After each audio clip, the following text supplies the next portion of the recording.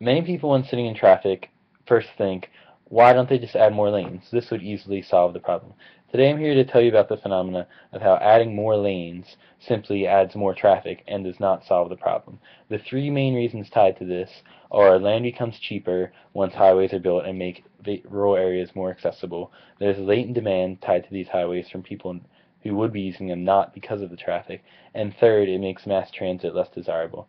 The first problem, land becoming cheaper, is caused because highways make previously rural areas more accessible. Land is cheaper there than closer into metropolitan areas, so the metropolitan area grows, and people who wouldn't have lived there and commuted now do, thus expanding the reach of the highways and just adding to their highway commute, not solving the problem at all.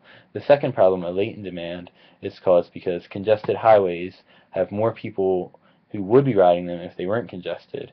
So if you unclog the roadways, these people who would be riding them will simply fill them up, and instead of taking alternate routes, having alternate careers, living in alternate places, they'll simply now clog up these roads. The third problem, the more accessible highways are, the less desirable mass transit becomes as a viable transportation alternative.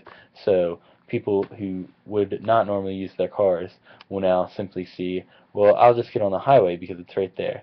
So because of these three things, building more lanes and more highways further out is not the answer to our traffic problem.